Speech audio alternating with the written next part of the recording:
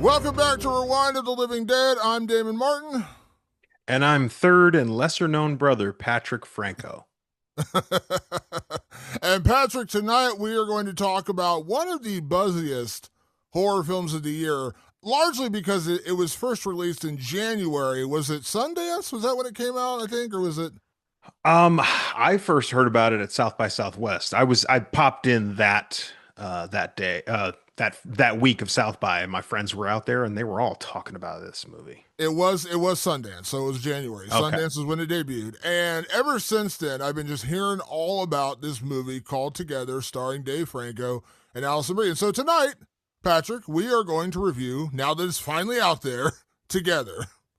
Damon, finally, we have released Together, released in July of 2025, starring Mia Morrissey as Kath, Damon Harriman as Jamie, Allison Brie as Millie, Dave Franco as Tim, and as you mentioned, written and directed by Michael Shanks. Damon, tonight we get together because it's all about together. And Damon, I'm going to tell you right now, this was one of those movies because when it came out at South by and all of our friends, Chuck, Sid, everybody was talking about Together, and then it just spread like wildfire.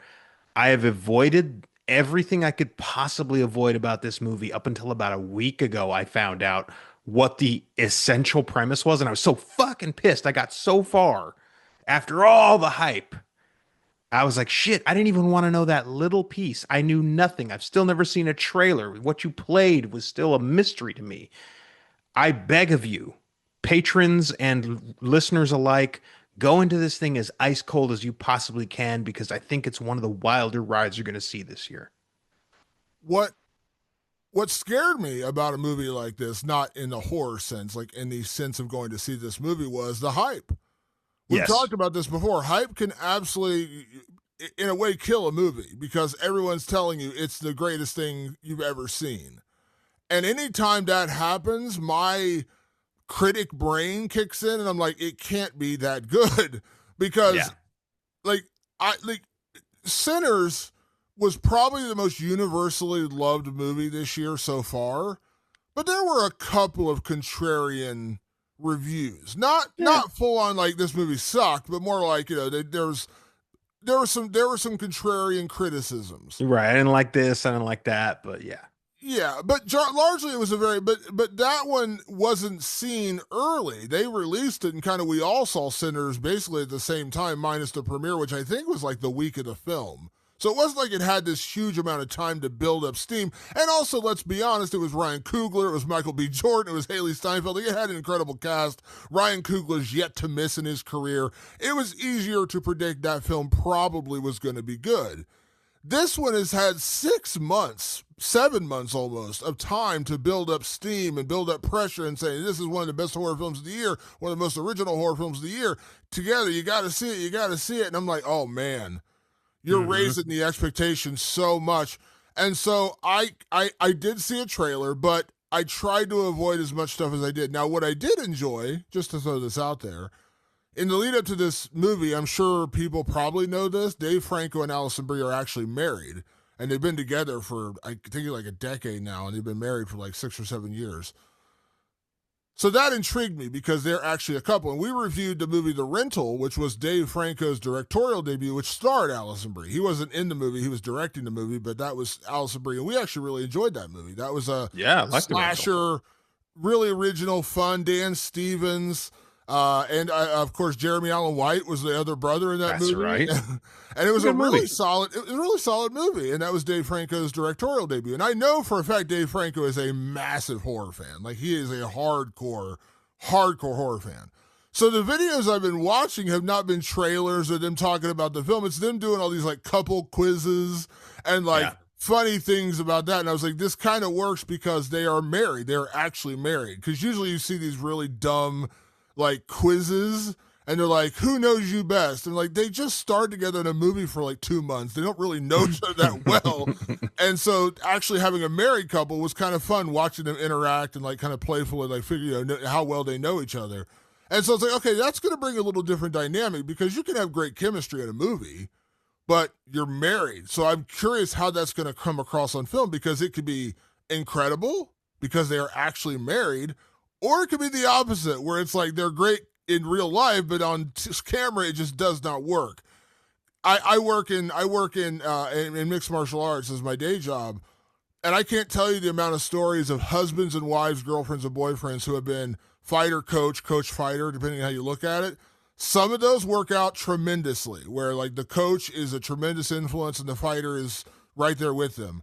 But I've also seen the reverse, where relationships have completely fallen apart because they also have that dynamic of being a coach and a fighter. And being a husband and wife in a film together could probably be a, I don't say a make or break situation, but it could definitely test the limits of your relationship. And so I was curious going in. And so there was like a lot of layers of what Yeah. I was interested in with this movie. And I'll throw it to you in just 1 second. I will say this: for all the hype, for all the expectation, for all the build up and whatever, I want to say honestly, I think this is one of those rare times where the vast majority of people were right. I I want to be inclined to agree with you. I think this is a very good movie. And interestingly enough, just a shameless little plug here, Damon. The Rewind of the Living Dead Patreon, the patrons are going to get this episode literally like days before it actually officially releases.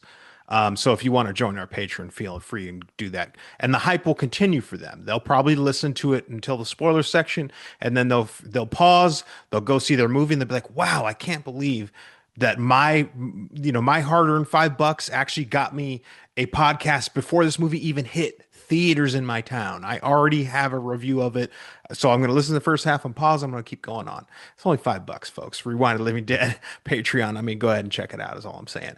But I do believe we are even hyping up to our patrons that this movie is worth the hype. It's worth seeing. It's worth checking out. And all that buildup didn't hurt it for some strange reason. That buildup didn't hurt it. And Damon, I got a front row seat to the hype because I worked at Comic-Con last week. And so I work for MTV. It's one of the best jobs I have all year long, bar none. And I work with the great Josh Horowitz. Shout out to the Happy, Sad, Confused podcast. If you've ever heard of that, fantastic podcast on movies, and he does a great job. And one of our interviews in our little studio right there at Comic Con was with Allison Brie and Dave Franco. Two of the, I want to say, cutest kids I ever met because they are literally high school like sweethearts in the way that they behave. They like love each other, and they have all the energy. I don't know how they do it because I think they were like one of our last interviews of the day. So they get on the press junket at about 7 in the morning. They roll up in the bus and they go from room to room to room, answering a million questions from a million different levels of people, from the big news outlets to like some guy with his iPhone that's putting it way too close to their face and they're super uncomfortable, and he's asking them dumb questions like, "Do you like seeing each other naked on camera?" You know what I mean? Like they have to deal with the whole gamut of stuff. And at the last interview of the day for them, they were going to get back in that little party bus and drive back to LA. They still had all the energy in the world to talk about this movie. And I was like, man, like hats off to these kids for being willing to push something that I think they truly believed in. And then I went to go see it and I could see why. I think it's a great movie for Michael Shanks to show off what he's got. I was not familiar with him and I looked up his stuff. I don't know any of it. I don't recognize a single bit of it. But he's worked in the film business most of his adult career, and he's got talent. He's got talent for stuff. Not just, and if you watch the trailer, which I've only seen the teaser at this point, like a little like social media teaser, I don't think it prepares you for how scary this movie can be at times. I knew the very basic of premises, and I won't even repeat it here. I'll just repeat what's on IMDb. So, years into their relationship, Tim and Millie find themselves at a crossroads as they move to the country with tensions already flaring. An encounter with an unnatural force threatens to corrupt their lives, their love, and their flesh. And that's all I'm going to say. I don't want to know more than I already knew going in, and I don't think you should either. But all that coalesced into something that was more frightening than I expected, more funny than I expected, and more interesting than I expected. Because all that hype can add up to a whole lot of nothing. This movie had something. It had something going on. I liked what it had going on. It's not perfect, but I can't get into those things until spoilers.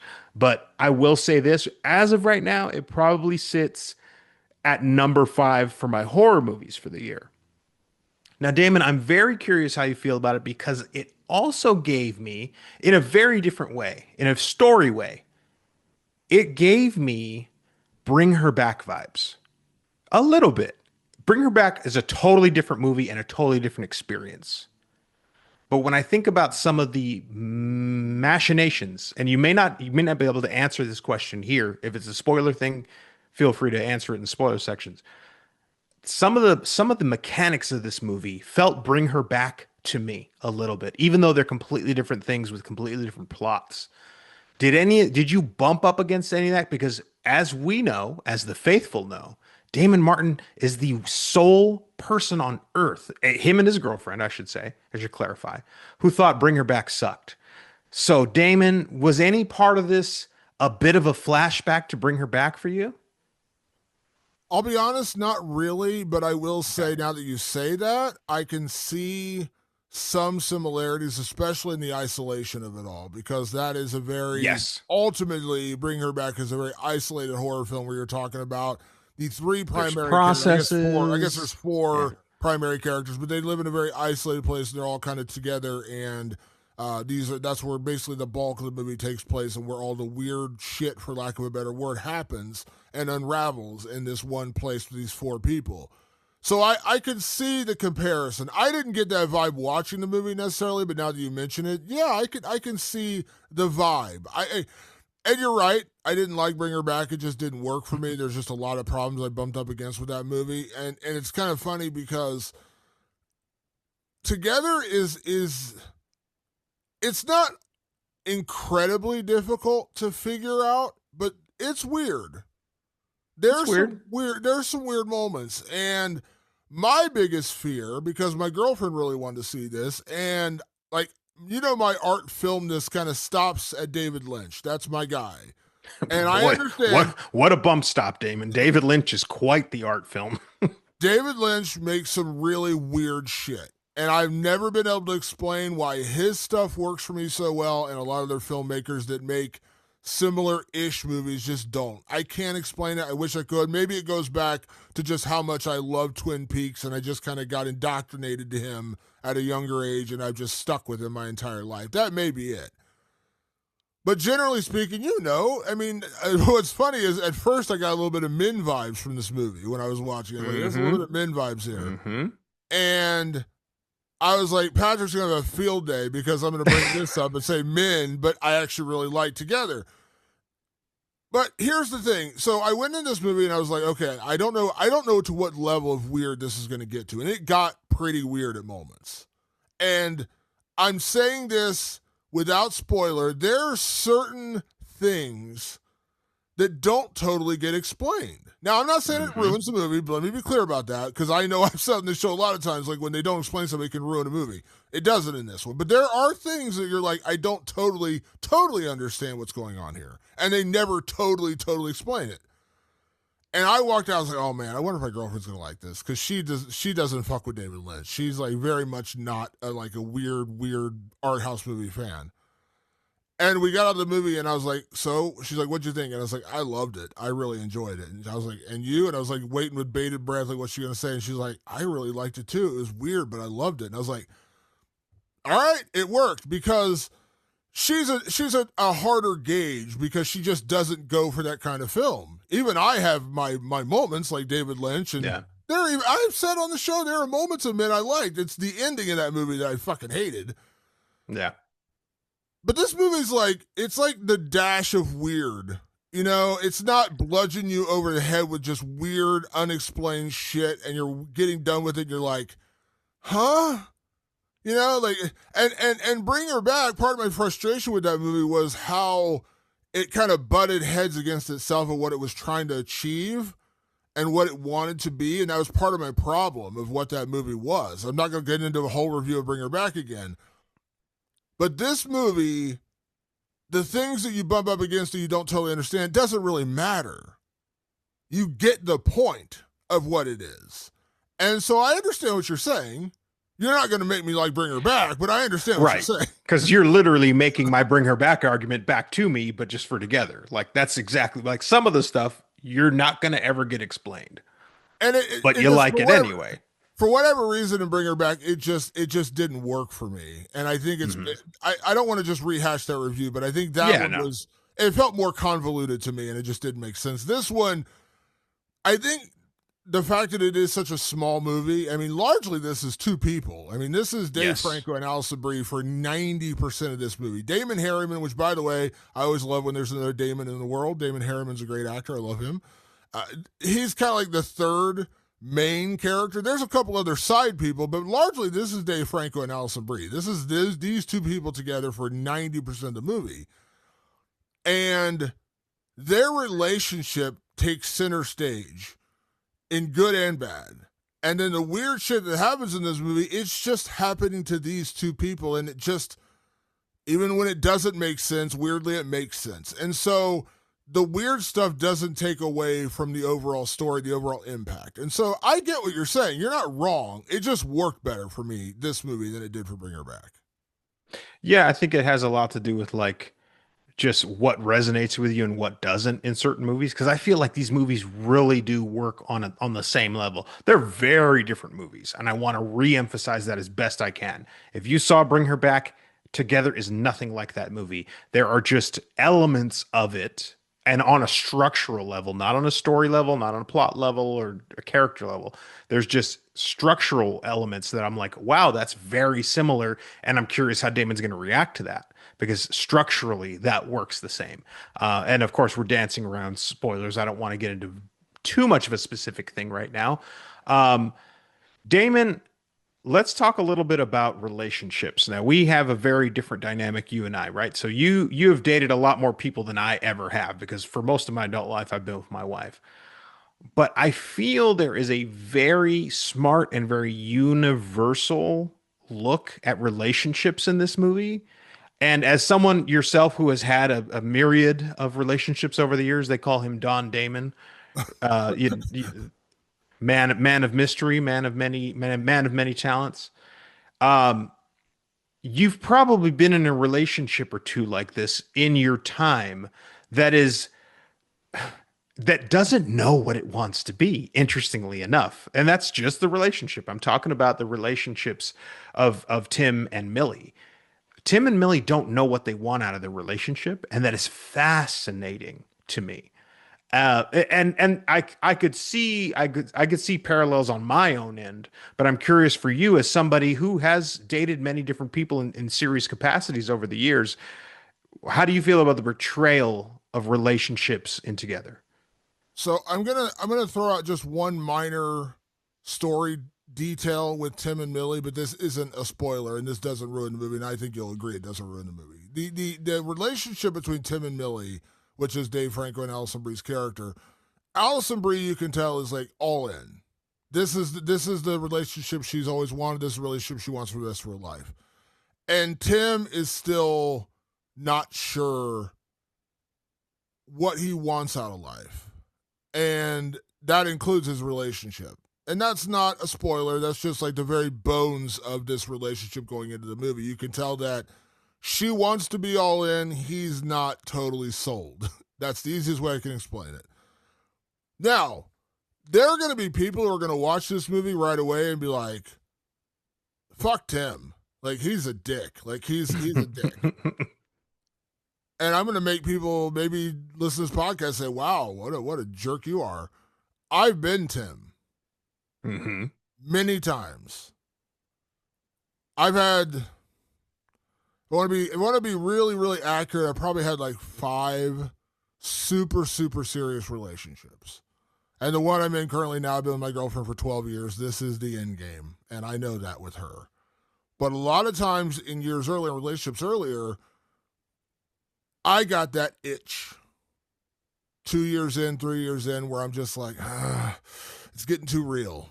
You know, we're moving in together. We're talking about marriage. We're talking about kids. And I'm just like, this is not, I'm not there yet. And maybe you don't realize it in the moment because you do love this person, but you're working your way out. You Right. start doing things different. Your patterns change. You're I'm gonna go out, but not with you. And like little things you do to make it obvious that you're not in it. You're not totally committed. And I've been there, and I was like, "Oh fuck!" Like I saw myself in that character at the beginning of this movie, so I've been there. And I think it ultimately comes down to finding the person that is really supposed to be your other half. And that's not an excuse, by the way. Like I've openly apologized to some of my past relationships. Being, I'm sorry, like I was just not in a place where we should have been together. I didn't Yeah. realize that until two And you years in. didn't you maybe didn't know how to cut the Yeah, ties at the right time. Yeah. yeah, and now like I'm with my in game girl. Like that's it. Like we're not married, but we've been together for 12 years. We are going nowhere. This is it. Like this is the last relationship, and I know that. Like I'm 100% committed in that. Like there's not a doubt in my mind. But back then, I can honestly say, like I know there was, and so the way this movie plays out with that portrayal is so real. And I would imagine, like, even early on in your, like, you've been with your wife for like you said, most of your adult life. There, and I've been with my girlfriend for 12 years. At some point in every relationship, you have that moment of doubt, whatever it is. And maybe it's a blink, an instant, and it doesn't last. But exploring that and the machinations of that and the commitment that you have to each other, especially when you've been together for a lot of years. Because you're 6 months in, you can say, well, we've only been together 6 months. We could just cut ties, move on, and we'll find we'll find our other people somewhere else. But when you start tackling years Yeah. and homes and sharing lives together, it's really hard to cut ties at that point. And so I think what made this movie so good to me, while it is a body horror film, which I'm hit and miss on body horror. I'm not like some people are just like all for body horror. I'm kind of hit or miss. I like some, I love some, I hate some. And this is kind of, there's a supernatural element to this. You mentioned that, like an unnatural force, as you mentioned that little IMDb description. But I think what really made this movie work was the exploration of the relationship between Tim and Millie, because you get that extra layer of drama. So it's a real story of these two who are not simpatico, for lack of a better word. They're not totally there, and this situation forces them together, for lack of a better word. And so I just found it fascinating. Like it's a character study, it's a relationship study on top Yeah. of being a fucked up horror film. And what struck me wasn't so much like the fear of commitment or anything like that, but it was the immaturity of the relationship. They both had issues there. And that took time. That took time just because I'm in my 20s or 25 or whatever when we got married. Like that doesn't mean I was mature. 25 is a dopey kid as far as I'm concerned. For most men anyway, by 25 are still absolute goons. So like they have no grasp of the world. So at 25 there was just immature perspectives. And what I saw in this relationship of Millie and Tim that at least I could relate to was the immaturity level of what you expect out of a partner based on the goals that you have. And I don't think this is a spoiler to say Dave Franco's character is a musician. Tim is a musician, or at least a budding musician. He's trying to break out somehow as a musician. And Millie is a teacher. Millie, and that's very similar to my own relationship. My wife is a teacher and I'm a filmmaker. And I've always been a budding filmmaker or burgeoning filmmaker my entire career because it's fucking hard to do. It's fucking hard to break through. And there are times where you feel absolutely pathetic because nothing is happening in your career. And your significant other they're in their career. Things are moving along. And you build up It's stable. stable, but also like they're meeting their goals. And you're Yeah. visualizing that. You're seeing it. You're going, wow, they're meeting their goals. And I'm not meeting mine. And what does that build, Damon? A little something called resentment. Resentment is honestly, it's just it's an immature perspective. When you resent somebody else, unless they have like physically harmed you or physically tried or purposefully tried to stop you from gaining something, everything else is an interpretation in your mind. Everything else is a projection in your mind of what you think that person is doing to you. And the truth is they're not doing that to you. Because if I know if my wife had flipped on me and gone and said something to the effect of, "Well, you're just trying to stop me from being a teacher," it's like I know in my mind, I was like, I definitely never have stopped try to make you be a teacher. So why on earth would we turn it around and me accuse you of stopping me from being a filmmaker? That is immaturity. That's emotional immaturity. And even though I believe they're about 35 years old in this movie, they're emotionally immature. The both of them actually. And because they both react to each other's lives in that way with resentment. She resents him for not being stable. He resents her for what he perceives as keeping him like locked away, trapped in the relationship. Is very sophisticated storytelling, very sophisticated story work.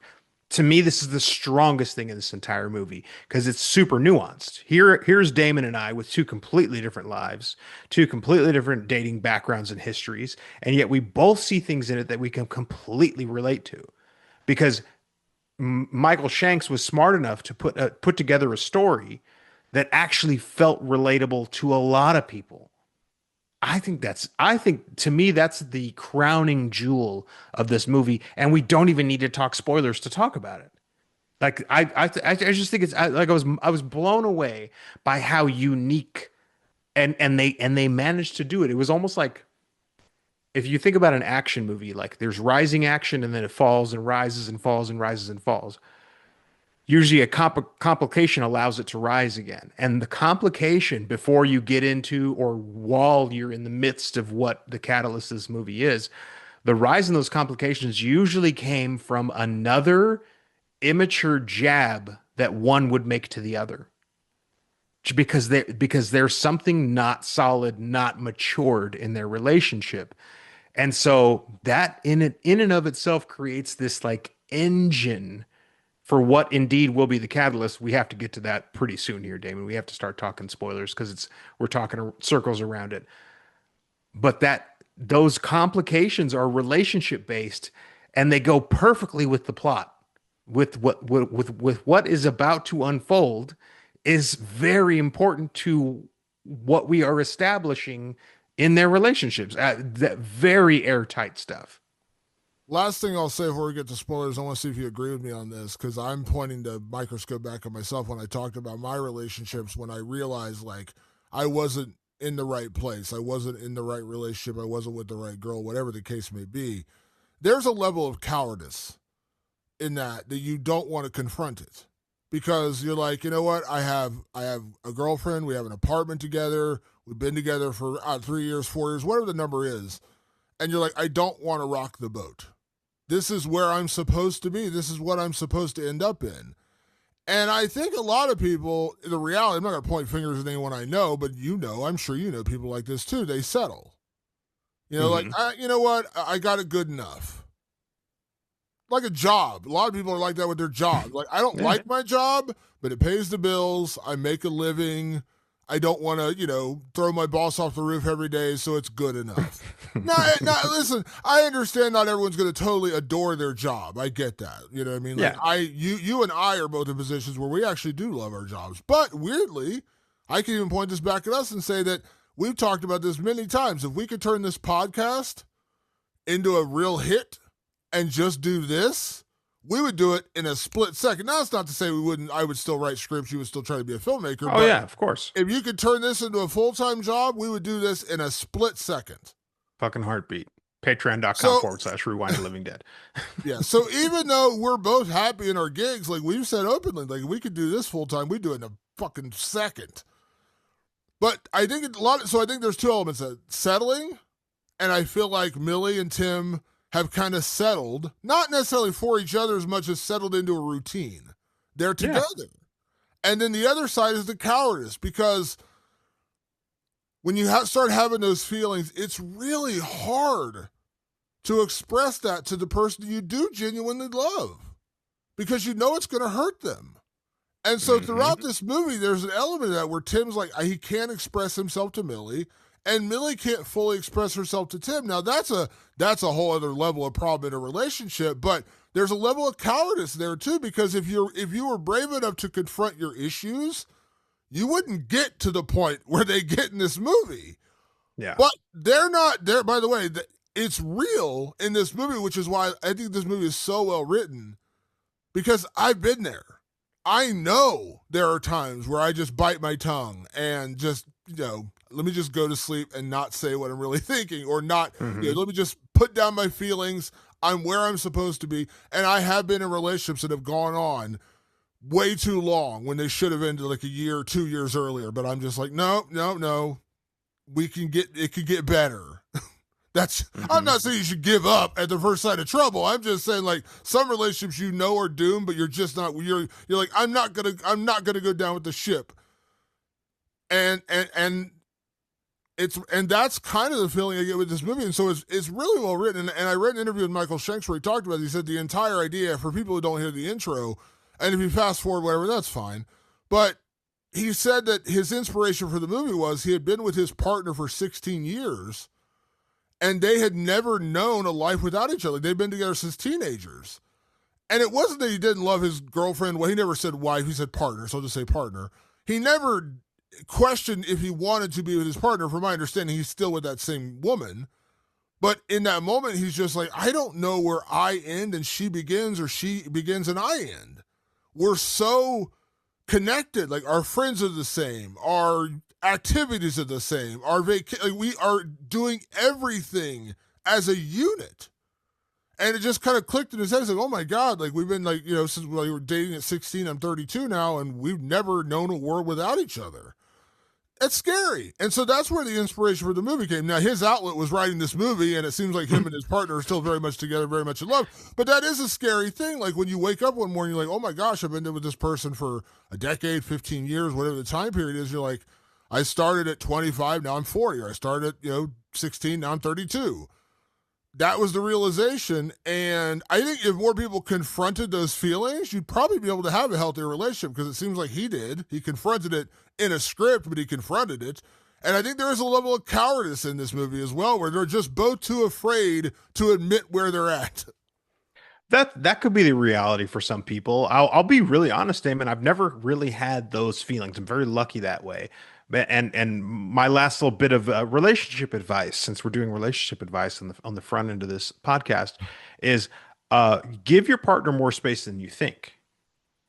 And that was like tricky in the beginning with us, but once we got into that groove, I think the separation, interestingly enough, the opposite of together, the amount of space we actually gave each other. I go on vacations without her, and she does the same as well. Like, which some people go, "What? Red flag?" And it's like, "Bitch, we're happy." Like, fuck off. Like things are great over here. Like we Now, have a lot. what you don't see right now, Patrick's wife is standing next to him with a gun. I just so you know, I just want you. Like this, like careful your words, motherfucker. But no, but like the fact that we gave each other space. So when I hear you talk about Michael Shanks and what he's saying, it sounds like there was no space. It sounds like it was a 24-hour thing. Some people are like that. That's not how me and my wife are. We give each other lots of space. I travel for work constantly, but there's a lot of trust there, which, good luck building that up. We just happen to have it from a young age, so it helps for us. So it's very interesting that his perspective was that way, because I was like, oh yeah, because I give my wife a lot of fucking space, and she gives me a lot of space too. And it honestly, that's where, when the catalyst, which we're about to start talking about, kicks off, I go, I just don't relate. That's where I don't relate. Not saying I didn't like the movie. I just go, now we're into something that I can't relate to, And because I I don't have this issue.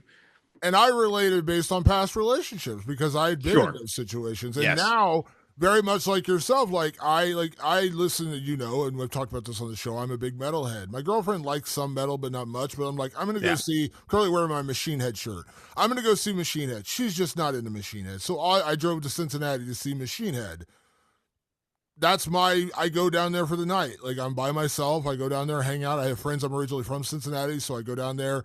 One of my closest friends here in town is a guy I do a podcast with, Matt Brown. We talk about concerts all the time, stuff that she's not really interested in. So I do it on my own. There are horror movies I want to go see. She sees a trailer. She's like, I'm just not into that. Cool, I'll go to the movies by myself. So I'm with you. Like, we have, like, she watches Love Island. I'd rather stab myself in the eyes than watch Love Island. So that's her time. So, like, yeah, like, it's funny because I actually got to see both perspectives, because I know my past relationships where I was like, yep, I'm Dave Franco. 100% I'm Dave Franco in this moment.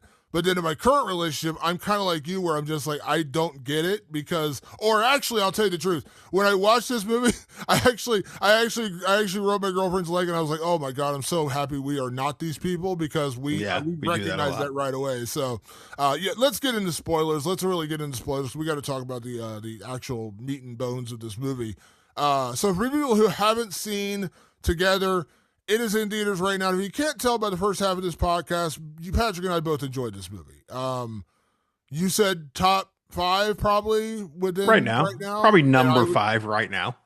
I would say for me it's a little higher, but top 5. I don't know where ranked right now, but I would say also top 5. So that tells you how much we enjoyed this movie. So check it out. It's worth your time. Go see it in theaters. Also, if you are listening to this on Tuesday, Wednesday, Thursday after we release the episode, you want to get it early, Patreon.com/Rewind of the Living Dead, $5. We drop the episodes. Like, we're recording this on a Wednesday night. It's going up within an hour of us finishing recording. Yeah. So you will get this episode the day the movie comes out. So yeah, if you want that, and by the way, that's not the only extra you get. We did our Final Destination franchise review, the entire franchise review. That is a special for Patreon. So if you want to hear us wrap up that entire series, rank the Final Destination movies. And I'm going to give you one more, Damon. And yes, please check out our Final Destination rankings, because they're there. We're closing in on the final votes for our first non-horror podcast that is a patron-only podcast, okay? And the votes are coming in strong, and it looks like I know what we're doing, and I'm excited to talk about it, but we'll wait to announce until the voting is closed. But when voting is closed, we are going to do our first non-horror podcast for our patrons. Get in on that. Rewind of the Living Dead. Patreon.com/Rewind of the Living Dead. So, Patrick, let's get into spoilers. Let me give you a quick breakdown of the plot now that we can actually talk about it. So what we're dealing with here is a couple named Tim and Millie. They live in this city. They never say where exactly, by the way. When you say city, to me, I always think New York City, but it's just ubiquitous. They say city. And they've been together for basically a decade. They kind of mentioned, they never get into total timelines, but they've been together for over 10 years. Millie is a school teacher, and Tim is a wannabe rock star. He wants to play in bands, but he's making music, but clearly not a very successful musician. And they've decided to move to 2 hours away into like a country area where Millie is taking a job as a teacher in a smaller school to get away from the big city kind of churn of a machine of a city. And Tim is going with her, even though he's not going to have accessibility to play in bands and play in the city, but he loves Millie, apparently. And so they moved to the country together. But during this whole time, you can kind of tell that Millie is trying her best to just like save this relationship. And Tim feels very much one foot out the door because there's a very awkward moment at the beginning where he turns around and she's down on one knee with like a fake engagement ring. Like she wants to marry him. And he's like, oh shit. And like all their friends and family are there. And it's just like the most awkward moment ever where she's like, will you marry me? And he's like, and you should just walk out at that point. if you don't get an immediate yes or I do, just get out. Anyways. So they moved to this country area, and the tension between them is so palpable because Millie's trying to make it work, and Tim he doesn't want to be there. You can get that vibe the entire time, but he tries. He keeps trying to meet Millie halfway, and at one point they decide to go on a hike, and they go into the woods. And at the very beginning of this movie, there's a search for a couple that disappeared in the woods in the same area where they're living, and they never find them. But we see 2 dogs go down into a cave, and they lick this from this stream of water. And later that night, they almost become like the Thing, where they kind of form together, and you see like a very brief glimpse of this. You're like, what the fuck? Millie and Tim end up in that same cave. They get lost hiking. They fall down into this cavern and it's pouring rain. They're like, you know what? We're just going to stay here until the rain lets up. And while they're down there, Tim's like, I'm thirsty. We don't have much water left. There's a stream of water. It's underground in a cave. This has got to be safe, right? Takes a swig of water. And in the morning when they wake up, their legs have kind of like, combined together. They lay down their blanket together and they're kind of stuck together, like almost like glued together. They break apart. It's a little kind of gross and nasty, but they're okay. They get back to their house, and then that's when the weird shit really starts ratcheting up. Whenever Millie goes away, Tim feels it, and whenever Tim goes away, Millie feels it. And long and short of it all is like they can't be away from each other without being pulled back together, like almost like magnets. And it just continues to ratchet up, where they continue to get attached to each other, and it gets weirder and weirder in terms of like all the things they do to get attached to each other. And what we find out, long story short, is that underground cave, there were like bells and there was a church pews and almost like a temple, but it was like buried underground and like, what the fuck? And you come to find out Millie goes to work at school and she meets another teacher there, and he tells her that there used to be like a cult, like a church cult in the woods, and they all kind of left when their church collapsed, and that's what's in the cave. It's the collapsed church that fell into the ground. And he's like, yeah, they all just kind of dispersed after that. Don't really know what happened to them. And so the weird shit continues to ratchet up. And Millie ends up going over to this teacher's house to find her keys because they're trying desperately to save themselves. They realize shit's gone haywire at this point. And you come to find out that the teacher, played by Damon Harriman, was part of this cult. And it's all part of some weird ritual of like togetherness, like where two become one. And so that's really the premise of this movie, is like this cult was like man and woman, man and man, woman and woman. Why be apart and be part of each other's lives when you can literally be fused together? And so that's what they were doing, is literally fusing people together as to one form. And so we'll talk about the ending. I don't want to just get totally to the ending, but we'll talk about the ending in a second. But that's the premise of the movie. And I think here's where I'm going to be a little frustrated with the movie, because I think we spent plenty of time in pre-spoilers praising the movie for all the things it did right. One thing I didn't like that it didn't do well enough was establish, and they established this so quickly in the party scene at the beginning of the movie, is that not only are they just kind of like being weird with each other, Tim doesn't want to have sex with Millie, who he's been with for quite some time. He seems to have no interest. They try, Damon, and help me out here. They try to imply that it's because of an incident that happened with her mom and his mom and dad. And like, I was like, but the timeline really screwed with me. And so I'm trying to understand, is it he doesn't want to have sex with her currently, not just because they have a bad relationship, but because he's a bit traumatized over what happened. What exactly happened? Because there is two stories here now, Damon. The first story is the story of him walking in and seeing that his mom had been sitting in a room with his dad, who had been dead and decomposed for quite some time. She didn't know how to let go of him, so she just sat in that room with him for quite a long time until Tim found them. They sort of imply that that's why he's fucked up. But when he tells the story, it appears to have happened when he was younger. So I'm like, how does that connect with the sex problem now? Because and you go, why are you so focused on them not fucking? Because they end up fucking in this movie, and it really pays off in a very hilarious and disgusting and together way. So this kind of, you talk about reminding me of bringing her back. I was like having these confused moments of bringing her back, and you were the one kind of explaining it to me. I'll do the reverse for you here, Patrick. Please. He found them recently, and I think at one point he actually says like they haven't had sex in months, and that's because ever since he found his mom and dad, he's been kind of traumatized by that. He walked in and he found his dad was dead for days, weeks. We don't know the timeline. His mom was just sitting there with him because she couldn't let him go. And this was recent, like recent-ish, not like, yesterday, but within months of this. And so when they say they haven't had sex in months, they haven't had sex since he found his mom like that. That I understood. Yeah. But I swear when he retold that story, that he told it like he was much younger.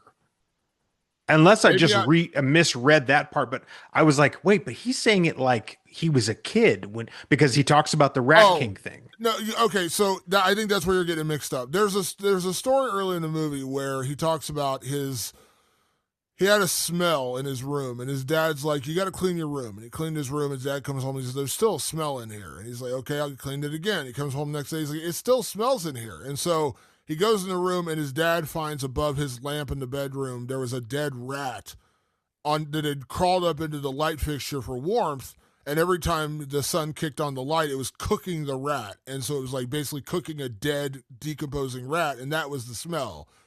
And so that happened when he was a kid. Years later, his brain kicked in, and that's why Millie's like, "You never told me the story about the rat," because it reminded him of what happened when he found his mom with his dead dad in the bed years later. It reminded him of that, like not knowing that there was a dead, decomposing, rotted corpse laying in his light. And so she's like, "You never told me that story," because he had been traumatized as a kid to know that this entire time he's in his room, there's this dead, decomposing rat just up there, and he couldn't smell it because he lived in it. He lived in the room, and so he never smelled it. His dad did. His dad would come from inside out, and he's like, "I smell some rotted shit in here." And Tim never did. He's like, "I live in it. I don't see it." So when he found his mom almost in the same situation where he walks in and his dad is dead, decomposing, and been dead for, we have to assume, weeks, and his mom's just sitting there happy as a clam. Like she's not like Yeah. smiling ear to ear, fucking maniacal. She's not realizing she's laying next to a dead fucking corpse, and like that was his way of equating it. So when he tells Millie the story, Millie's like, "You never told me the rat story." That it reminded him of that as a kid. So he found his parents. We assume within the last few months, that's when they stopped having sex. He's been so traumatized by what happened to his mom and dad, but it reminded him of when he was a kid in that story with the rat. But why would she even say, "Oh, you never told me that rat story"? Like, why like why would the rat story connect to something that happened just recently? Like he could have easily told her that rat story ages ago. I mean, it's just, I think it's just one of those things, like it's a kid's story, but it didn't relate to him until he realized what his mom had done. Like it didn't, and he actually, I think Yeah. he said, I'd have to watch it again, but I feel like I remember him saying, "I had forgotten about that until I found my mom and dad."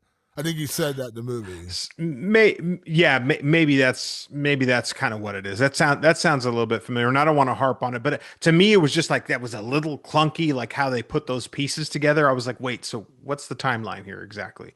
So, but yeah, But the timeline of him finding his parents was within the last several months, and right, since then he's okay, been so traumatized, he just hasn't been in, and he's having nightmares. Like he's having, like when he falls asleep, he's seeing his dead parents in bed with him and his girl. Like he's fucked up from it, and oh yeah, he's understandably very so. fucked up. Like and so that's, and like I think the whole like not having sex, it's not even really about the sex as much as it is the intimacy. Like he saw his mom laying in a bed with his dad's dead rotting corpse, and she was smiling like a clam. She was happy as could be because she couldn't let him go. And I think that vision of his mom sitting there with his dad, he Yeah. just can't get that out of his head. Yeah, that made total sense to me. And it kind of makes Millie look a little insensitive because she's not pushy, but she's like, "Hey, like you're going to like screw me at any point?" Like and Yeah. it's like, "Hey, he's still that's a really fucked up thing to see." And Yeah. like I don't want to get into it, And but that's and that I've seems had like her stories way. of It seems like her way of wanting intimacy is like she wants the sex. Like that's her. And there's other ways of being right. intimate without having sex, but that seems like her way of like, you don't want Yeah. to be with me intimately because you don't have sex with me. Not being sympathetic to the fact that he walked in on his fucking dead father and his mom sitting there with his corpse. Like, yeah, Yeah, it's gonna fuck you up for a while, you know. Like, and I've heard stories from people who worked in like forensics who were like, I couldn't stomach the sight of a naked body. So intimacy was a problem. Like it's a real psychological thing. Again, I think they dive into psychological stuff in this movie very well.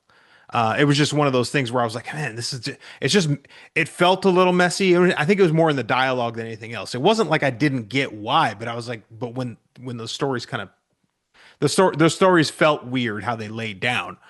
But then, like he drinks this, this mysterious water in this well. and it gives him these unnatural desires for her. Not just when she drives away, it's like yanking at him and pulling him across the wall. It's pretty cool little effect and stuff. But then it's just like sometimes he gets near her and then he has to touch her. He has to kiss her because this thing wants to literally fuse their flesh together. So they need to touch. And so it gives him like this incontrollable urge. And she's ready to submit to it because she's like been waiting. She's like, will you please touch me at some point? And finally they give in her school. He comes frantic. He was supposed to go on the train to back to the city to be in a band or something like that, and he couldn't do it. He couldn't leave her because that magic potion, whatever he drank, is drawing him towards her. He gets there. She's like, holy shit, what are you doing here? Like you don't look well. And they go into the bathroom and then he just ravages her and she really wants it. And so they do it in a bathroom stall, in a kid's bathroom stall. Like real poor choice. And in that scene, I was like, oh my God, like they're going to be stuck together at the uglies. And indeed, Damon gets stuck together. And then I love that our director decided to give us the shot. And he gives us a top-down shot of Dave Franco's wiener being stretched as he's trying to pull it out of her. And it's like it's to me in those moments, Damon, maybe it's because I'm a sicko. It was comically hilarious to see that his taffy was literally getting pulled. Yeah, I don't know. I read a story online about this that apparently Michael Shank's wife or girlfriend works at a store that sells like sex toys. And so she used that sex toys for props in the movie, which I think is kind of funny because when that scene happened, it is pretty hilarious. I mean, it's also like they finally conjoin, for lack of a better word. They finally find that intimacy for Right. whatever reason it happens. And as you said, Millie's been itching for it. She's been wanting it. She wants that feeling, a connection with him again, and it just hasn't been there for months. And then when he's like, "I need you," and she's like, "You need me? Let's go." And so there's no thought about where they're at, why they're doing it, how it's working out. But then when they get done, they're kind of basking in the afterglow, and then they realize, "Oh yeah." I can't get out of you, for lack of a better word, and it is like if you think about like all the terrible things that you could do to your body, I think every man, I can't speak for women because I'm not a woman.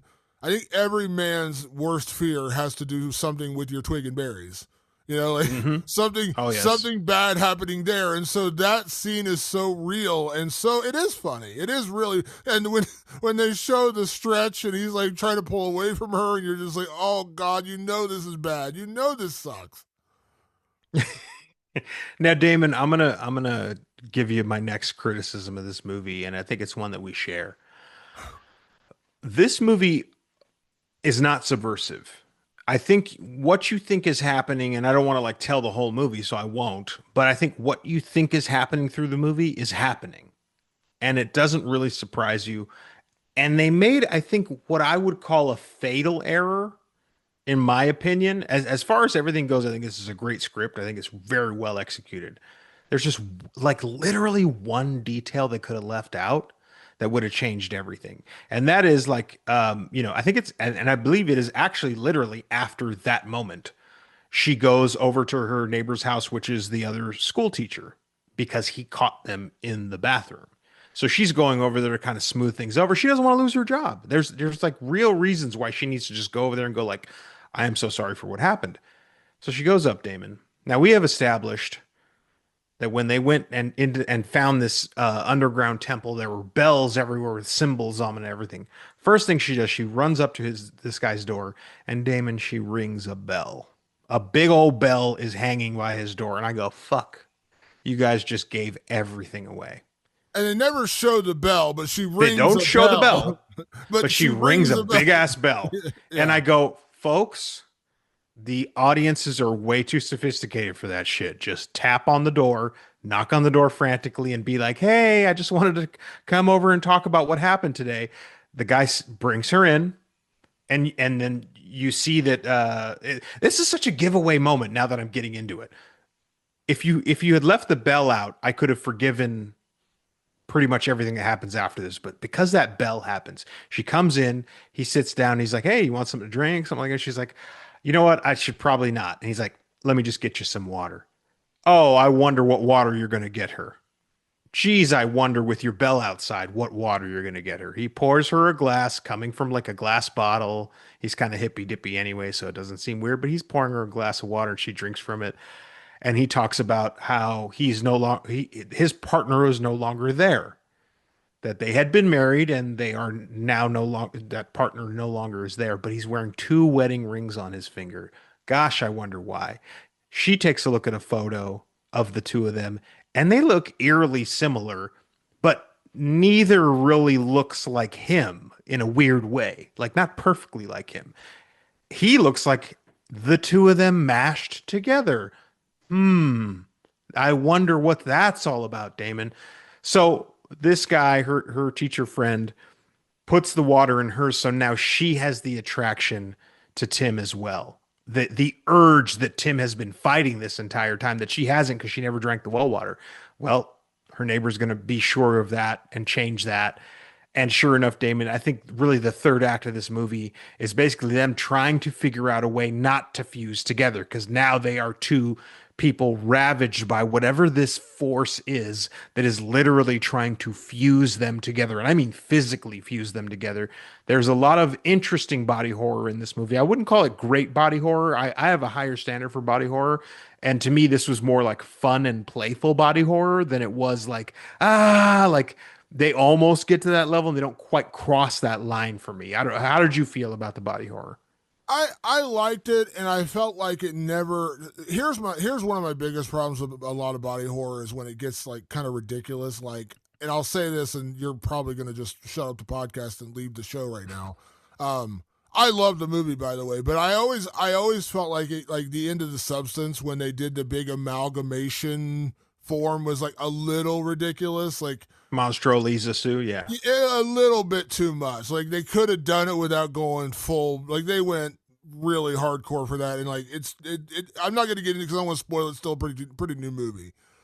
But that was like, if there's one thing I on rewatches of that movie, and I still love that movie, I'm just like, they could have dialed it back a little bit with that. That was, Oh yeah, that was a and I fully disagree. But yeah, you have but your opinions, and I have but mine. that like touch much. And this movie's kind of like the opposite, where they don't go that far. Like they don't go crazy until there is a creature you meet towards the end of the movie of people who continuously try to fight against it, and they still get fused together, but they're basically like a creature at the end. Like it's Yeah. a husband and wife who got lost hiking, and they went like everyone's on a search for them. They're down in this cave, and they have formed together, but not fully because they continue to fight against it. I guess the entire point of the fusion of the bodies is you have to do it willingly. Like you can't fight against it; you have to willingly come together.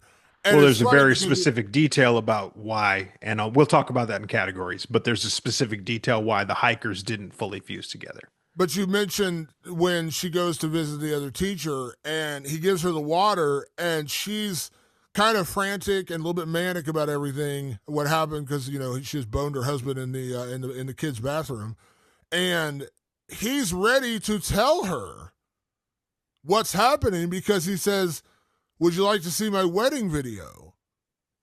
It was the Yeah. happiest day of my life." He's ready to tell her what she's going through and what's going to happen to them. Because later in the movie, when she goes back, she realizes she left her keys at his house in that frantic state, like being all panicked about losing her job. She goes back to the house, doors open, she walks in, and she finds the video of the wedding playing.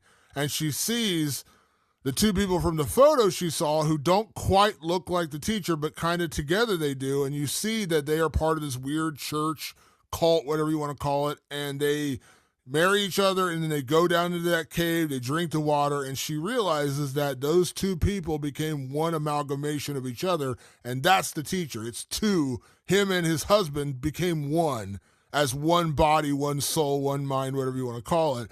He was going to tell her that in that moment when he's like, "Come watch my wedding video," and she's like, "I got to go," and she bursts out of there, and it's not until she comes back that she actually realizes what's going on. Yeah.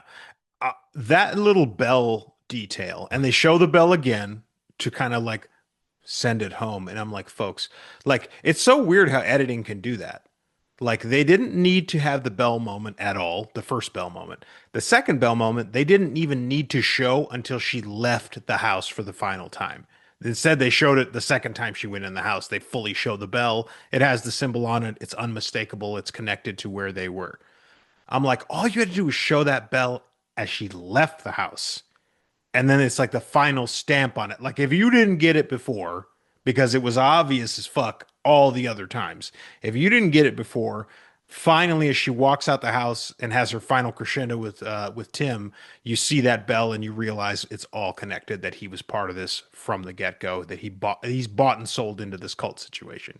So that was a big gripe for me in this movie, and the other big gripe being that the body horror didn't go far enough.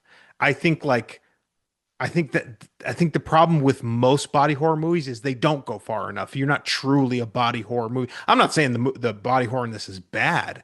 It's just pretty tame. Like I think interestingly enough, Damon, the scares in this movie for me largely came from the nightmares Tim was having about his mom and dad. I think those were the most effective, most terrifying things. And they are not truly what the movie's about. They're part of Tim's character, and that's important. But like the big scares and the big thrills and the big chills of this movie came from that. And then the body horror was just sort of fun and funny and interesting. And I was like, man, I really would have flipped these things. I mean, not even flipped these things. I just would have made the body horror as intense as the trauma that he was dealing with. I would have made it that level of intense. If you go too soft, even the Ugly Stepsister, which people praised up and down as one of the best body horror movies since The Substance, I was like, it's good. It's not great in terms of body horror. Like, I guess I'm just a body horror. Truth be told, like I just need it hard. You know what I mean? I'm Millie in this situation. Give it to me hard. Give it to me hard and fast. That's how I need it. Like if you go body horror, you need to go body horror. You need to go The Fly. You need to go The Substance. You need to go From Beyond, or you are just playing with me. Don't play with me. Give it to me hard, Damon. This is the Skinamax body horror, you know, like Skinamax, Yeah. like they show you everything but the actual sex. Yeah, Like that's yeah, kind right. of what this is. Like they're like because there's one scene which you see in the trailer, which is where they show that Tim and Millie's arms have fused together. And she grabs the saw and she's like, "We got to do this. Hold on." And like they're gonna saw each other apart. And in that moment, I was like, "Ooh, cool. We're gonna see like the," and they don't Yeah. show it. They cut They away. don't show them actually sawing them. Now they show the aftermath. Their arms are all bloody and taped up and everything. I'm like, why would you show it? And I'm the opposite. I'm not a huge body horror. Like I like body horror. Like From Beyond. I love From Beyond. The Fly. I like a lot of body horror. It's just not like my favorite genre. Like I like Cronenberg and some of the stuff he does, but I'm not like it's not like my favorite genre. So I'm less hardcore than you are, but even I was like, "Come on now, show the arms Yeah, getting like come cut apart," on. So yeah, I think Skinamax is probably the best analogy I can give you. Like like you can How watch apropos. Skinamax. Skin a Max. Yeah. Yeah, you're gonna see some nudity. You're gonna see what looks like sex, but you're not actually gonna see the full sex. So yeah, it's kind of what this movie was. It's almost like the blue ball version of a body horror. What a night. Um, you want to talk about the ending real quick before we get to categories? Yeah, go for it. So, long story short, so after this all happens, Millie visits the teacher. Why do I keep not wanting to say the teacher's name? I keep forgetting his name here. Jamie. Jamie is the teacher. She goes to visit Jamie and to get her keys, and that's where she walks in. She sees the video of him and his husband getting married, and then she realizes, oh shit, not only were they part of this cult, but they are actually formed and fused together into one person. And he pops out of the shadows and he says, it's a beautiful thing. This is exactly what you need. This is the way to truly be together. And he ends up cutting her wrist with his ring, and it's basically forcing her to fuse with Tim, otherwise she's just going to bleed out and die. And so she rushes back to the house, and Tim is there to comfort her, and they come together, and she's bleeding out. And she's just like, let me go. And at first he's like, I'm going to kill myself so you can live. He pulls out a knife. He's like, I'm going to kill myself. She's like, no. And then she sees she's bleeding, and then she passes out. And he rushes over to her, and he's like, I need to be with you. We're together, whatever. She wakes up on the couch and he has fused his arm with her arm to stop the bleeding. And so now they are fully connected together. And you find out very early on in the movie that when they first got together, he's this kind of music snob, like, the guy is like, the art house music. That's me with music. I'm 100% that guy. Yeah, I'm a snob. And Too. and she's like, I like the Spice Girls. And so the sweet thing that Tim did for her on their second date, he brought her a vinyl copy of Spice Girls Spice, which, that is pretty sweet. And so he pulls out the Spice Girls vinyl. He pops on. As soon as they said Spice Girls in this movie, I was like, I know where they're going with this. I know exactly where they're going with this. And they play the song Two Become One. And they dance together because they never had a wedding dance together. They dance together. They get naked. They start, getting together. And then their bodies just start fusing together. And then, that's pretty much where it ends. And then for a lot of the second half of the movie, Millie's talking about her parents coming there that weekend to have lunch with them. So the end of the movie is literally her parents showing up at their house, and there's like blood on the driveway, but you see there's 3 places set at the table for mom, dad, and the new version of what I am just going to call Tilly. And they knock on the door and they open the door, and there is the amalgamation of Tim and Millie together in like almost like an androgynous person. And it sort of looked like Tig Notaro.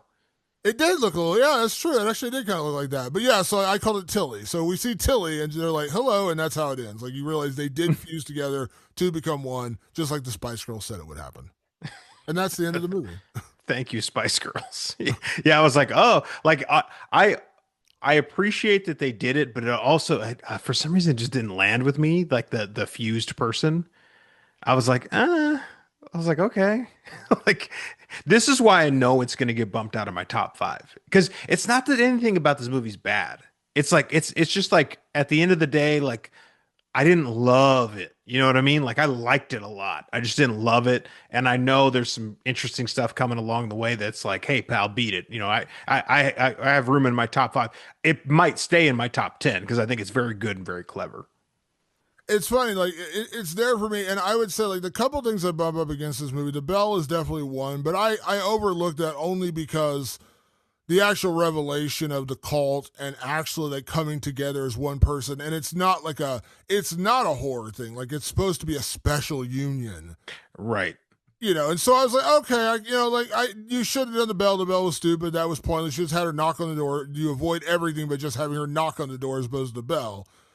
So that one, like, it bugged me, but it didn't ruin anything. The ending with Tilly, as I'm calling it, at the end, the effects weren't great.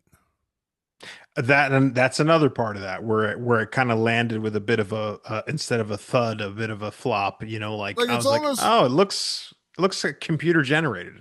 We live in a world where we understand that, like, you have to be, at least me personally, like you do want to be sensitive to real people who are transitioning and things like that. Of course. Absolutely. But it just felt to me like because Dave and Allison have been together for so long, I just feel like you could have just used one of them and just, because when you see the photos of Damon Harriman, they actually play Jamie, and his husband, who you never really meet, you just see the video of him and you see the photo of him. You realize they kind of lookish alike, and then you realize like they look alike. You see Jamie, you're like, oh, like you're not totally sure because one half of the couple kind of looks like it's just a younger Jamie. Really, is what it looks like. Yeah, so it really did to me just kind of look like Jamie. Like ultimately, it didn't really look like the other guy at all. Yeah, so it's like almost why wouldn't you just, you know what I mean? Like I'm not saying you have to, like do a what is that movie, the one with Tom Hanks, the Bosom Buddies? You don't do a Bosom Buddies and just dress up Dave Franco and like look like Dave Allison Brie.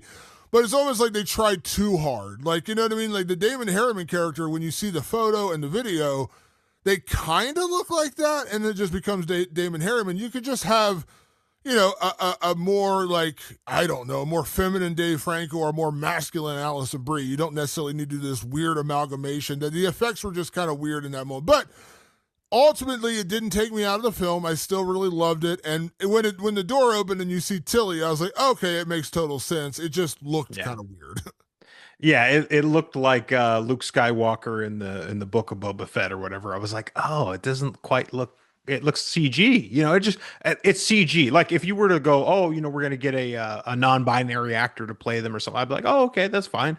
But it just looked CG. Like even if they Yeah. just painted over somebody, I think they painted over them poorly.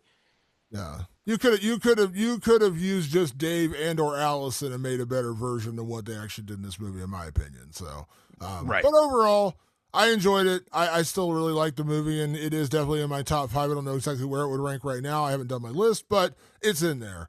Patrick, you want to get into categories? Let's do it. All right, let's kick things off. I always feel like, can we just combine best performance and MVP? Because we're literally just going the opposite on both sides of this. Like, it's kind of hard. We are, but also my MVP is for a very specific reason, and we can get into that in the why. All right, let's talk about best performance, as we always do on the show. So, Patrick, we're really coming down to three people in this movie. And by the way, they're all good. I am a big fan of Damon Harriman. When we were leaving the theater, my girlfriend's like, where do I know him from? And I was like, he played Charlie Manson in Once Upon a Time in Hollywood and Mindhunter. Now, I know him from Justified. I love Justified. He was in that show as Dewey Crow, and I love that show. And I also enjoy when there are other Damons out in the world. So Damon Harriman, a fellow Damon, kudos. And he's great in this movie. But it really is the Dave Franco and Allison. It's a two-hander. So, Patrick, when it comes to best performance, who gets your nod in Together?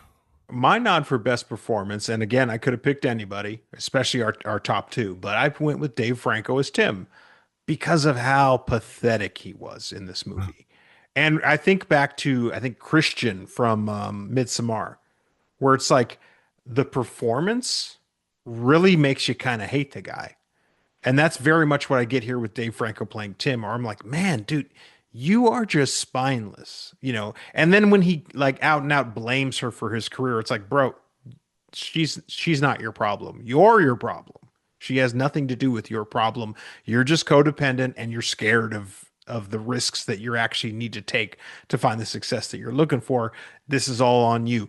That's Dave Franco doing his homework, figuring out exactly how to put the words from the page onto the screen. So props to you, Dave Franco, for best performance this time out.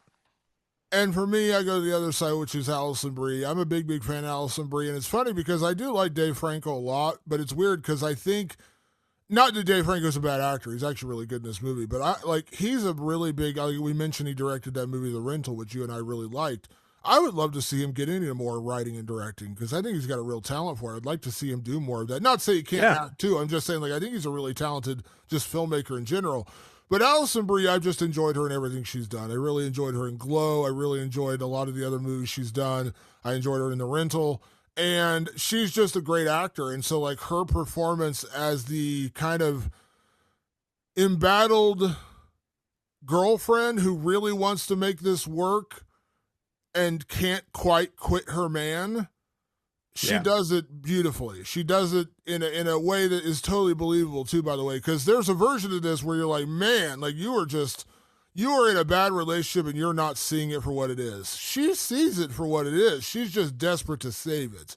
She really wants this to work out because they've been together for a decade. They mentioned that in the movie, and you're like, yeah, I've invested a lot into this relationship. I don't want to let it go. And so that's Allison Brie's character, and she plays it beautifully. And she's just a really good actor in general. But I thought for somebody, and she said this openly, she's not a big horror person. Like she actually does get scared to death of horror films. I think she's really good in a horror film. We talk about this all the time. When you can make a horror film and you can cast really good actors, I'm not saying you can't make a B or a C or whatever low budget movie and have a good movie with good acting. You can. But you get a little step ahead of the competition when you can cast Allison Brie. And so that's why I said like she raised the level of this movie. So that's my best performance. Let's talk about MVP, the most valuable person in this movie. And you said that's a little different, but the same person I gave. So MVP to Allison Brie? My MVP is Allison Brie, and I'll tell you why. Because when it came time to be scary in this movie, Allison Brie delivered. Now, obviously, she plays great, a great counterpart to Dave Franco, all the acting stuff that you mentioned. But in the moments that need to be scary, Allison Brie takes the shape of something scary. And there's a few different scenes in the movie. And listen, she's got the long, thinner black hair. Like it also plays well. Like she just can physically play it well. But they had a couple of scenes in this movie that added to the dread and added to the scare. And I was like, it's her doing it. You can't really point to a Dave Franco moment where he's scary. He's not really scary in this movie. He's mostly scared in this movie. But Allison Brie could add to the scares. And that, in my opinion, is what the catalyst of the movie needed. Because once they start fusing together, it's not really scary anymore. It's just sort of like, how are we going to get out of this, for lack of a better term, sticky situation? So when it was time for that, for the togetherness to be scary, it came from Allison Brie. And that keeps you on the hook for the dread and all that juicy stuff that I'm looking for in a horror movie. It was Allison Brie.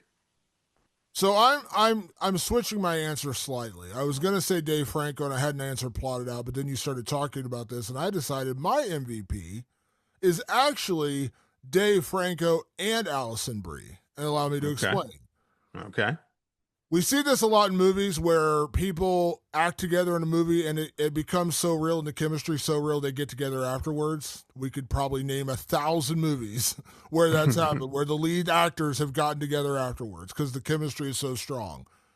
I think this movie is made better because Dave and Allison are actually a married couple. Now, they talked about this. I saw a couple interviews where they talked about like their relationship is obviously much healthier than this one, but because they're so comfortable with each other, they can bring out kind of like the worst elements of each other in these scenes.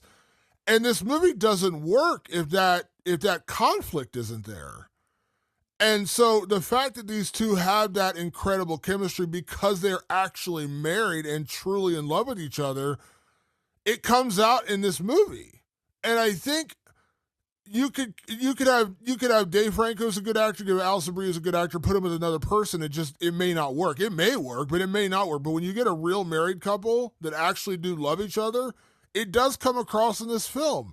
And listen, that's what acting is, by the way. Acting is that you've been together for 20 years and you're a married couple. That is part of what great acting does. But I do think that relationship for them did come out in this performance and in this movie. And I think in a way it helped because you see that connection, you see that harmony, but you also see the conflict within them. And so I think those two together made this a better movie. You could put Alison Brie with, I don't know, like she did the movie with The Rental where she was with Dan Stevens. Dan Stevens is one of my favorite actors. I love Dan Stevens. I think he's Yeah, he's incredible. great. They worked well together, just like Jeremy Allen White and I can't remember the other actor's name who was his girlfriend, but they worked well. It was a well plotted, well casted movie.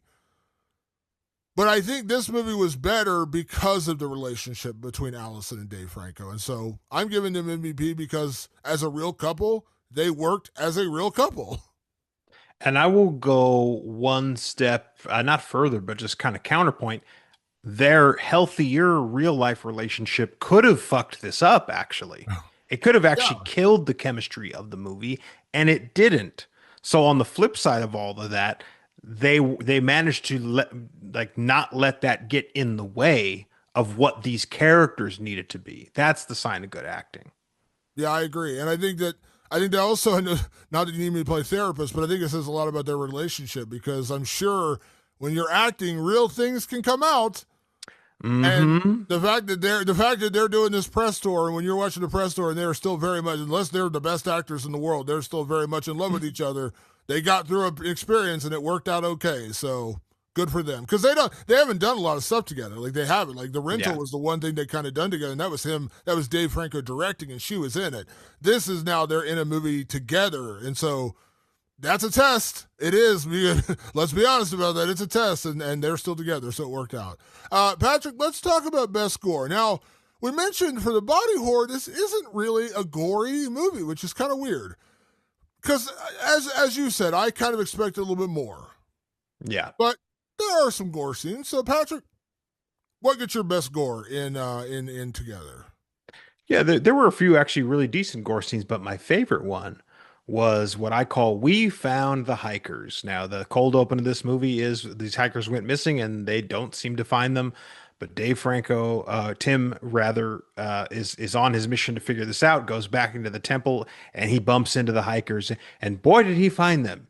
They were halfway through the fusion when the boyfriend or the husband, I can't remember if they were married or not, decided that to stop it, what he would do was take his own life. So he took out his hiking knife or whatever, and he stabbed himself in the throat, and he bled out. But Damon, it is a fate worse than death because it just created this sort of like Monstro Elisa suit from The Substance. It created a weird fusion of the two of them where she had to carry around his dead corpse, and it stopped their fusion in that. So they're like they almost look like the thing, that thing in the 2011 remake where it's the two guys' faces fused together, and they're like almost like a four-legged, four-armed monster. And she can't fuse anymore because he's dead. He's got no more blood coming out of him. So she's now trapped in a perpetual hell stuck to him. And the gore on that is fantastic because the side of him is like white and pale and dead, and the eyes are dead, and it's pretty fucking gross. And I was like, now that's what I'm talking about. So that is probably the best gore in this movie, if I'm being honest. And I was originally going to go with the mom and dad dead in bed. That's a good one too. Is whacked out of her mind, smiling like the Joker, and the dad is decomposing next to her. That's pretty horrific. But I'm actually going to go in a different direction slightly. You're going to laugh at this one, but it's the one that got me the most. And it is the sex scene in the bathroom when they're stuck together. Now, you're saying, David, that's not really gore. There's no blood, there's no guts.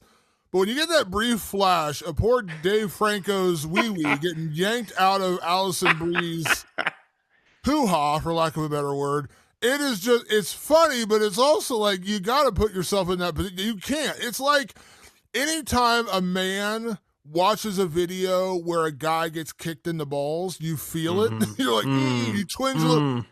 You can't watch that scene and not feel it. And so that to me is a sign of good gore. Like when I watch the Art the Clown scene in Terrifier 2 where he's peeling the skin off, you just cut your skin crawls, right? Yeah.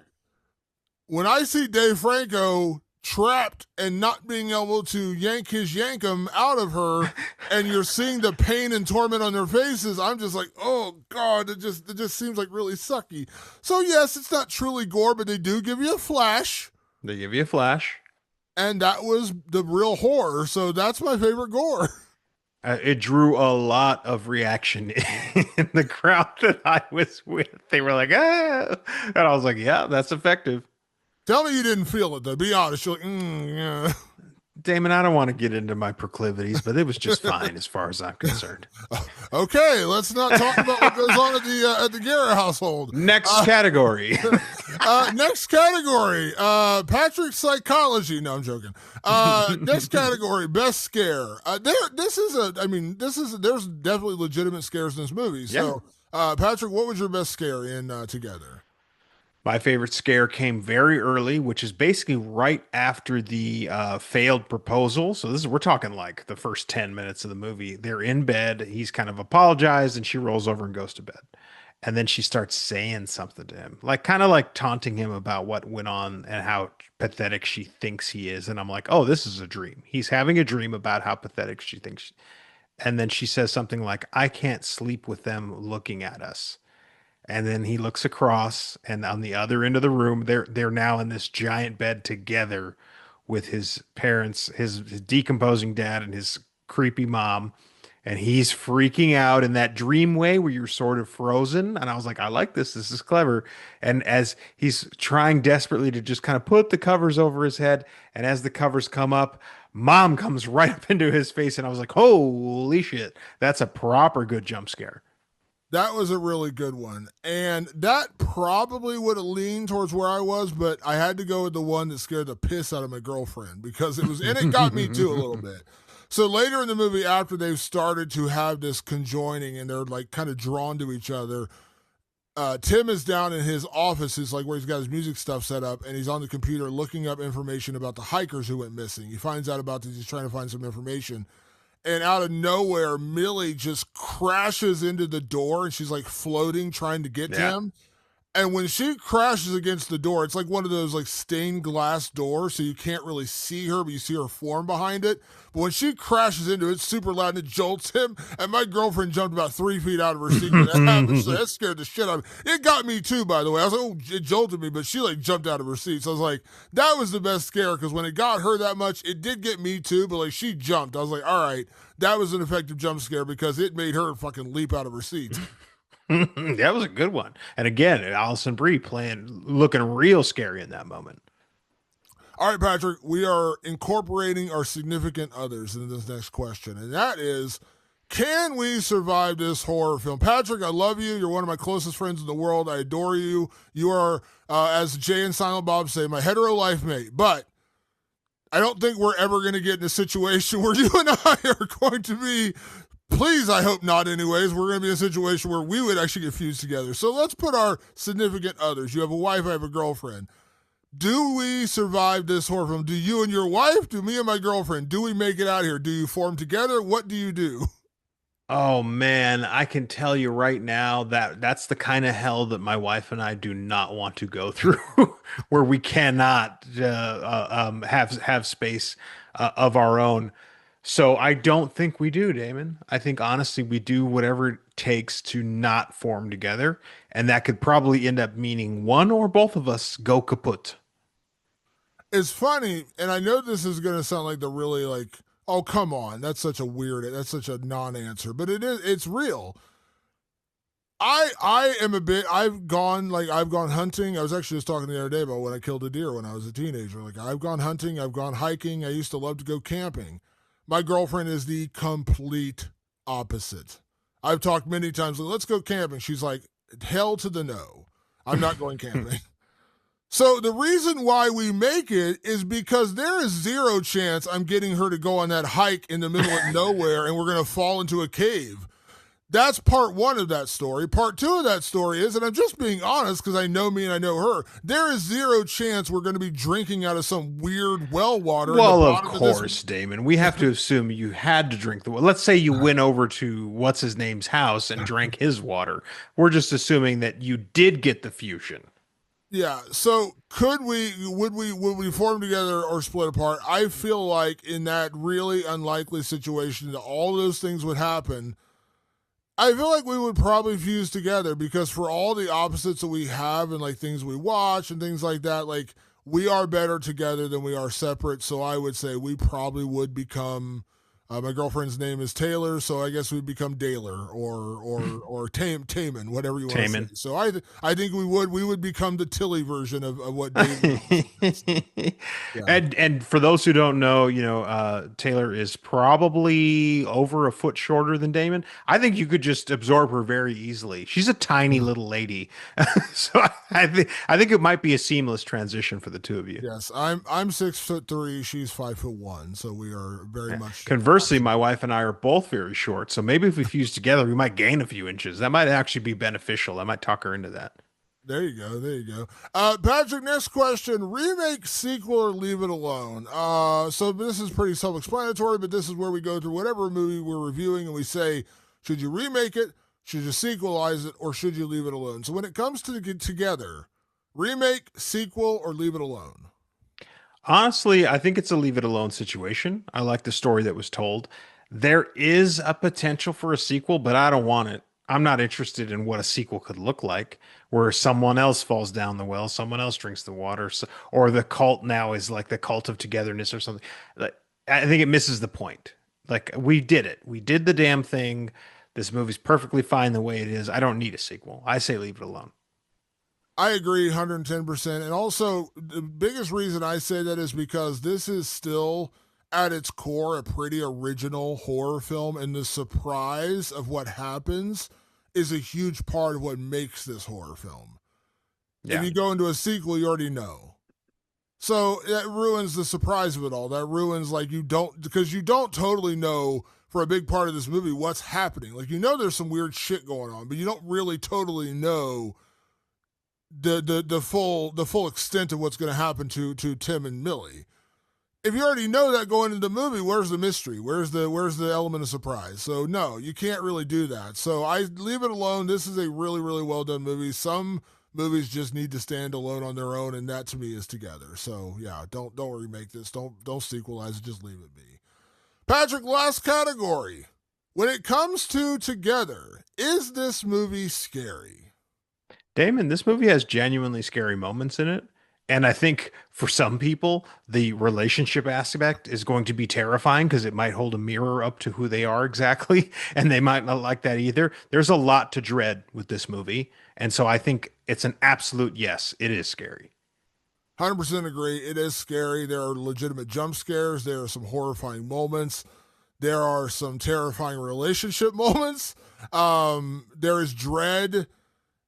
There is, to a lesser extent, the body horror. As we said, we probably would have liked it to go a little bit more hardcore, but we're also hardcore people. There may be people that see this and think it's pretty twisted. So, yeah, it works. It's a really well done movie. It's a really creative movie. And for all the people bitching and moaning all the time, we don't get enough original stuff. This is original. I've not really seen something quite like this in terms of like the relationship and the actual supernatural element that comes along with it. So, yeah, it's scary and it works. So, good job. Good job, Michael Shanks, Allison Brie, and Dave Franco. You did a good job. So, Together is in theaters right now. Go check it out. As we always say, even if you agree or disagree with us, go check it out in the theater. And it's out in theaters right now, and I would highly recommend going to see this one. Patrick, that's our episode. Of course, we got a lot more coming up. We actually have another really big episode coming next week because the highly anticipated movie Weapons is finally coming out. And that's going to be an interesting one because I love Barbarian. You hated that movie. So terrible movie. It's an amazing movie. We are on the opposite ends of that one, so that'll be interesting to see how his second film comes out. So we'll have that one next week. As always, want to say a big thank you to everyone that tunes in the show. Make sure you check us out on all your favorite podcast platforms, Apple Podcasts, Spotify, and of course over on our website, rewindofthelivingdead.com. You can also check us out on YouTube if you want to see the video version of this podcast. Just again, search Rewind of the Living Dead. You can see the video version of me and Patrick reacting to everything you've just seen or heard on this podcast. And always, if you want to check this out early, because we're recording now, this is going to be up on the Patreon in about an hour. Patreon.com/Rewind of the Living Dead. It's $5 a month. You get early access to every episode. And as we said, we're recording on a Wednesday. It's going up in about an hour. This will not drop on our regular feed for basically a week. Yeah. You're getting this a week early. Now, that's not going to be every episode. We don't always record this early, but you're going to get it early. So if you are a fan and you want to beat the crowd, $5 a month, you get the Patreon, you get to listen to us right away. So, and again, as we said, there's other extras as well. So patreon.com/Rewind of the Living Dead. You got questions, comments, movies you'd like us to review. Do you think you and your partner could survive this movie? Send us messages. We'd like to hear from you guys. Just send us emails, rotlivingdead@gmail.com. That's rotlivingdead@gmail.com. Or send us messages on social media. We are on Twitter /X, Facebook, and of course Instagram. Once again, just search Rewind of the Living Dead and you will find us over there. And you can also find us on our own personal social media channels. I am at Damon Martin and you are? At Director Patrick. And as always, want to say a big thank you to everyone that tunes in the show. We'll be back next week with another edition of Rewind of the Living Dead. Thanks for tuning in. We will see you then. Peace.